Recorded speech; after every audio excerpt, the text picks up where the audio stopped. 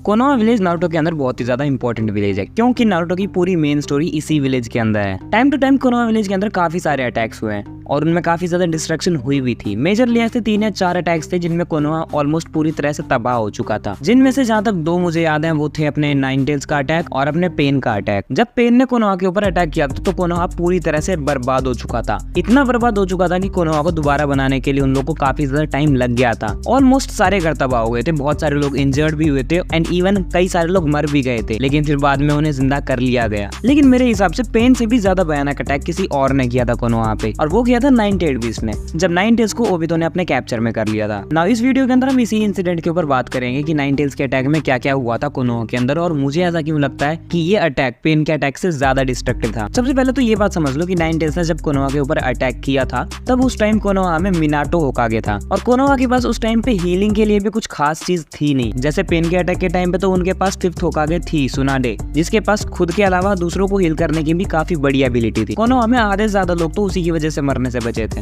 लेकिन जब nine tails का अटैक हुआ तो सुनाडे जैसी कोई थी नहीं जो उन लोग को बचा ले। जितने लोग इंजर्ड हुए थे उनको काफी टाइम लग गया था शायद रिकवर होने में, और ऊपर से जब नाइन टेल्स ने अटैक किया था कोनोहा में तो उसमें काफी बड़े लॉसेस हुए थे, जिनमें से 2 सबसे बड़े लॉस थे 4th होकागे मिनाटो और उसकी बीवी का मर जाना। अब यहाँ पर हमारे सामने सबसे बड़ा सवाल आता है कि ये नाइन टेल्स का अटैक करवाया किसने था। नाइन टेल्स अपने आप कोनोहा विलेज में नहीं आया था, बल्कि उसको एक पर्टिकुलर बंदा लेके आया था और उसी ने कोनोहा को डिस्ट्रॉय करवाया। उस बंदे का नाम था ओबितो उचिहा, जो उस टाइम पर अपने आप को मादरा की तरह रिप्रेजेंट कर रहा था। तो सबको पता था, घूम रहा था कि मैं मादरा हूँ। एक्चुअली उस टाइम पे नहीं बताया था, लेकिन उसके बाद बताया था। उस टाइम जब 4th होकागे मिनाटो ने उससे लड़ाई करी तब वो उसको मादरा उचिहा ही समझ रहा था, क्योंकि उसको अभी पता ही नहीं चल पाया कि उस मास्क के पीछे मादरा नहीं बल्कि ओबितो है, और ओबितो उसी का स्टूडेंट था। ओबितो जब छोटा था तो अपने मिशन में उसके ऊपर एक पत्थर गिर गया था, जिसकी वजह से सब लोग उसको मरा हुआ कंसिडर कर रहे थे। लेकिन उस टाइम में वो मरा नहीं था, उसको मादरा ने बचा लिया था, और फिर मादरा ने उसको मैनिपुलेट करके अपने मतलब के लिए यूज किया। तो नाइन टेल्स का अटैक ओबितो ने करवाया था अपने आप को मादरा की तरह दिखा के। अब इस अटैक के लिए ओबितो को सबसे पहले नाइन टेल्स की जरूरत थी, क्योंकि नाइन टेल्स उसके पास नहीं था। उस टाइम पे नाइन टेल्ड बीस्ट था कुशिना के अंदर, क्योंकि कुशिना उजुमाकी क्लैन से थी और उसके पास काफी ज्यादा चाक्रा रिजर्व भी था। इसीलिए कुशिना उजुमाकी के अंदर नाइन टेल्स को सील कर दिया था उसके क्लैन के लोगों ने, क्योंकि उजुमाकी ब्लड लाइन के लोग बड़ी पावर को संभालने के लिए काफी ज्यादा कैपेबल होते हैं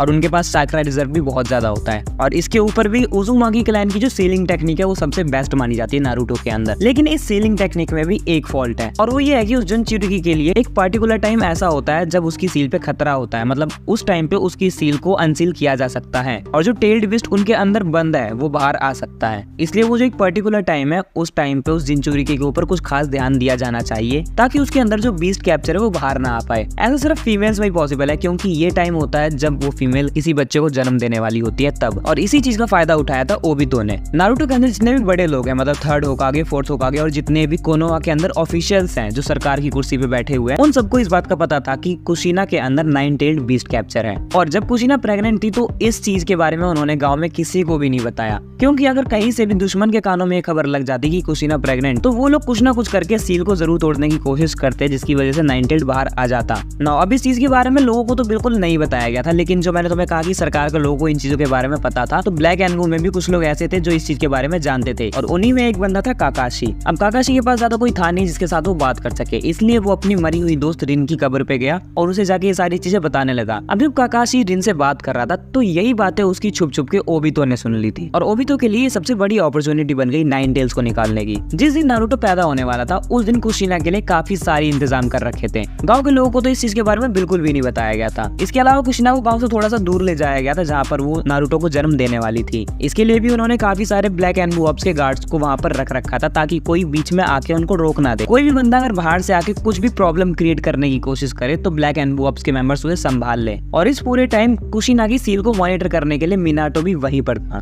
अब जब सारी चीजें पूरी हो चुकी थी, मतलब नारुतो का जन्म हो चुका था, तब उसी पॉइंट पर वहाँ पर एंट्री लेता है ओबितो, और ओबितो आके नारुतो को अपने कब्जे में लेके नारुतो को मारने की धमकी देता है, और वो सीधा मिनाटो को बोलता है कि अगर तूने कुशिना की सील को वापस से रिस्टोर किया, जो कि अब कमजोर हो चुकी थी, उसको अगर तूने वापस से रिस्टोर किया तो मैं नारुतो को मार दूंगा। अब इस पॉइंट पर मिनाटो ने काफी मुश्किल से तो अपने बच्चे नारुतो को बचा लिया था, और नारुतो को बचाते वो अपना फ्लाइंग राइजिन यूज यूज करके कहीं दूर टेलीपोर्ट हो गया था, जहाँ पर उसने नारुतो को तो बचा लिया था लेकिन वो कुशिना को पीछे छोड़ आया था तोबी के साथ। अब तोबी ने इस मौके का पूरा फायदा उठाया और वो कुशिना को वहां से लेके कहीं और चला गया। अब ओबितो कुशिना की जो सील पहले से ही कमजोर थी उसको और कमजोर करने लगा और जैसे ही नाइन टेल्ड बाहर आने वाला था वैसे ही उसने अपना शारिंगन यूज करके कुशिना के सबकॉन्शियस में एंट्री ले ली। कुशिना के सबकॉन्शियस में जाने के बाद उसने सबसे पहले नाइन टेल्ड को अपने कब्जे में लिया और नाइन टेल्ड को कब्जे में लेने के बाद अब नाइन टेल्ड उसके इशारों पे काम करने लगा था। इसके बाद वो नाइन टेल्ड बीस्ट को कुशिना की बॉडी से निकालकर कोनोहा विलेज में लेके आ गया था। अभी सारे प्रोसेस को कुछ भी करके कुशिना हैंडल कर लेती है क्योंकि भाई वो उजुमागी क्लैन से है। लेकिन ओबितो नाइन टेल्ड बीस्ट की हेल्प लेके कुशिना को मारने की कोशिश करता है पर वो मार नहीं पाता क्योंकि वहीं उसे बचाने के लिए मिनाटो आ जाता है। कुशिना को लेके मिनाटो वहीं चला जाता है जहाँ उसने नारुतो को छोड़ा था और ये सारी चीजें देख के ओबितो नाइन टेल्ड बीस्ट को मेन कोनोहा विलेज में ले आता है और ऐसा करने के बाद कोनोहा में नाइन टेल्ड पूरी तरह से तबाही मचाना शुरू कर देता है। वो बहुत सारे घरों को बर्बाद करता है और काफी सारे लोगों को जख्मी भी करता है। इसके साथ साथ कई सारे लोग इस इंसिडेंट में मारे भी गए थे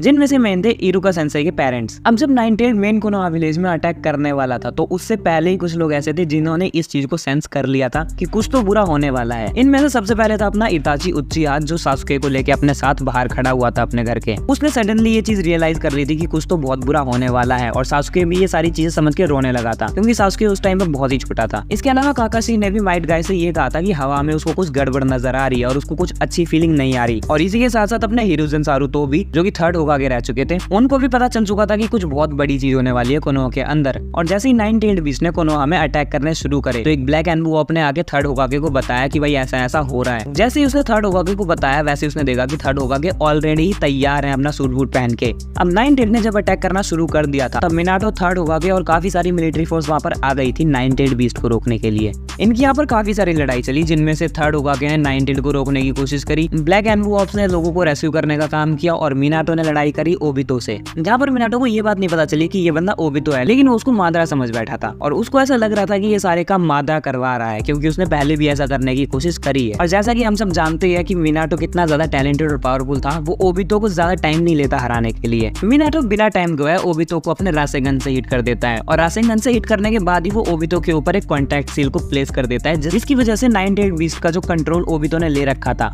वो कंट्रोल टूट जाता है। अभी सील के बाद ओबितो कोनोहा छोड़ के चला जाता है लेकिन नाइन टेल्ड बीस्ट अब भी विलेज के अंदर ही है और अब उसके ऊपर किसी का भी कंट्रोल नहीं है तो जहाँ चाहे वहाँ हाथ पैर मार रहा है अपने। अब नाइन टेल्स की इस अटैक में काफी सारे लोग तो मरे ही थे जिनमें से मैंने तुम लोग को बता दिया कि इरुका सेंसेई के पेरेंट्स भी थे। इरुका के पेरेंट्स के अलावा इजुमी उचिया के फादर भी इसी अटैक में मारे गए थे और कोनोहा की काफी सारी बिल्डिंग्स में से अकेडमी की बिल्डिंग भी इसी अटैक में तबाह हो गई थी। वहीं दूसरी तरफ ओबितो को हराने के बाद अब मिनाटो के पास सिर्फ एक ही काम बचा था कि उसको अब नाइन टेल्ड बीस्ट को रोकना है ताकि वो कोनोहा विलेज पर और ज्यादा दिक्कतें ना क्रिएट करे। इसलिए उसने अपना काफी सारा चाकरा गैदर किया और नाइन टेल्ड बीस्ट को कोनोहा से दूर लेके चला गया। अब यहाँ इस पॉइंट पर दूसरी लोकेशन पे नाइन टेल्ड बीस्ट, मिनाटो, कुशिना और नारुतो ये चारों एक साथ एक ही जगह पर थे। अब मिनाटो जब कुशिना के पास आया तो कुशिना ने उसको बोला कि नाइन टेल्ड का जितना भी चाकरा है यानी कि नाइन टेल्ड को वो फिर से एक बार कुशिना के अंदर सील कर दे और कुशिना अपने साथ साथ नाइन टेल्ड बीस्ट को भी मार दे। लेकिन मिनाटो ने ऐसा करने से मना कर दिया क्योंकि मिनाटो को पता था कि फ्यूचर में जाके कुछ ना कुछ तो ऐसा जरूर होएगा जिसके लिए हमें नाइन टेल्ड बीस्ट की जरूरत पड़ेगी, क्योंकि वो ऐसा मानता था कि ये अटैक माद्रा ने करवाया है और माद्रा को अभी भी वो पूरी तरह से हरा नहीं पाया। इसलिए उसने नाइन टेल्ड को कुशिना के अंदर सील करने की बजाय अपने बेटे नारुतो के अंदर सील कर दिया। और नारुतो के अंदर सील करना भी इतना आसान नहीं था। उसने नारुतो के अंदर भी सिर्फ आधे नाइन टेल्ड बीस्ट के चाकरा को सील किया था और बाकी का बचा हुआ चाकरा उसने खुद के अंदर सील कर लिया था। जब नाइन टेल्ड बीस्ट ने ये चीज देखी कि उसके चाकरा को किसी के अंदर सील किया जा रहा है तो उसने ऐसा होने से रोका, जिसकी वजह से उसने सीधा नारुतो के ऊपर अटैक किया। लेकिन नारुतो को बचाने के चक्कर में मिनाटो और कुशिना दोनों बीच में आ गए और नाइन टेल्ड बीस्ट के हाथों वो दोनों मारे गए। ये सारी चीजें थर्ड होकागे दूर से खड़ा हुआ देख रहा था क्योंकि इस पूरे इंसिडेंट के लिए कुशिना ने एक बैरियर बना रखा था ताकि नाइन टेल्ड बीस्ट बाहर ना जा पाए और बाहर का कोई बंदा अंदर ना आ पाए। इसलिए हिरोजन सारुतो भी उस बैरियर के पीछे से ही खड़े खड़े सारी चीजें देख रहा था क्योंकि वो अंदर नहीं आ पाया। अब इस इंसिडेंट में मिनाटो और कुशिना मर चुके थे लेकिन इन्हीं के साथ साथ नाइन टेल्ड को कैप्चर कर लिया गया था पूरी तरह से। अब ये तो था नाइन टेल्ड का अटैक जो उसने कोनोहा के ऊपर किया था, लेकिन इस अटैक के जो इफेक्ट्स थे वो अब भी खत्म नहीं हुए। नाइन टेल्ड के इस अटैक में कुछ लोग तो मारे गए थे जिनमें से मिनाटो और कुशिना काफी ज्यादा बड़े नाम थे, लेकिन इन्हीं के साथ साथ एक बहुत बड़ी चीज हुई थी और वो थी उचिया क्लैन के डाउनफॉल की शुरुआत, और जिसकी वजह से आगे चलकर काफी बड़ी महाभारत भी शुरू हुई थी। इताची को उचिया क्लैन को मारना पड़ा था दांजो के कहने पे, वो मैंने एक वीडियो में कवर कर रखा है, अगर तुम लोग को देखना है तो तुम लोग देख लेना। अब यहाँ पे सिर्फ दो ही लोग ऐसे थे जिनको पता था कि ये नाइन टेल्ड बीस्ट का अटैक करवाया किसने, और वो दोनों लोग थे कुशिना और मिनाटो। लेकिन सबसे बड़ी बात तो ये है कि इस अटैक में वो दोनों ही मारे गए थे, इसीलिए वो दोनों कभी किसी को बता ही नहीं पाए कि इस अटैक के पीछे है कौन। इसलिए पूरे गाँव में किसी को भी ये चीज नहीं पता चली कि ये अटैक उस मास्क वाले बंदे ने कराया था, जो है तो एक्चुअली में ओबितो, लेकिन अपने आप को मादरा बताता है। और क्योंकि गांव वालों को कभी इस चीज के बारे में पता नहीं चला कि ये अटैक करवाया किसने, तो गांव वालों ने अपनी अलग ही कहानियां बनानी शुरू कर दी, जो कि बहुत सारी कहानी है, मैं किसी को बताने नहीं बैठ रहा। और इसी के साथ साथ मुझे ये बात भी क्लियर नहीं है कि ओबितो ने ये अटैक आखिर करवाया क्यों। इसमें भी सबसे बड़ा पॉइंट तो ये था कि उसको शायद 9-tailed बीस्ट चाहिए था, क्योंकि वो अकात्सुकी के प्लान के लिए सबसे ज्यादा जरूरी है। शायद इसीलिए वो 9-tailed बीस्ट को कैप्चर करने के लिए कोनोहा में आया हो, और प्रोसेस में उसने कोनोहा की बर्बादी भी करवा दी। वेल, ये सिर्फ मेरा मानना है, मुझे एक्चुअल रीजन नहीं पता। अगर तुम लोग को पता है तो तुम लोग कमेंट करके बता देना। बाकी यही था वो पूरा इंसिडेंट। वेल, तुम्हारे हिसाब से कौन सा अटैक ज्यादा डिस्ट्रक्टिव था, पेन वाला अटैक या फिर ये 9-tailed बीस्ट वाला अटैक? किस अटैक में कोनोहा की ज्यादा बर्बादी हुई? मेरे हिसाब से तो यही था, क्योंकि पेन वाले अटैक में जितने लोग मरे थे वो सारे वापस आ गए थे। बस जितना भी था वो प्रॉपर्टी डैमेज हुआ था, बाद में उन लोगों ने सुधार लिया था। लेकिन इसमें कई सारे लोग मारे भी गए थे जिनको वापस नहीं लाया जा सका। वेल, इसी के साथ साथ मैं इस वीडियो को यहीं पर खत्म करता हूँ। बाकी तुमसे मिलूंगा किसी अगले वीडियो में, तब तक के लिए तुम इंतजार करते रहो।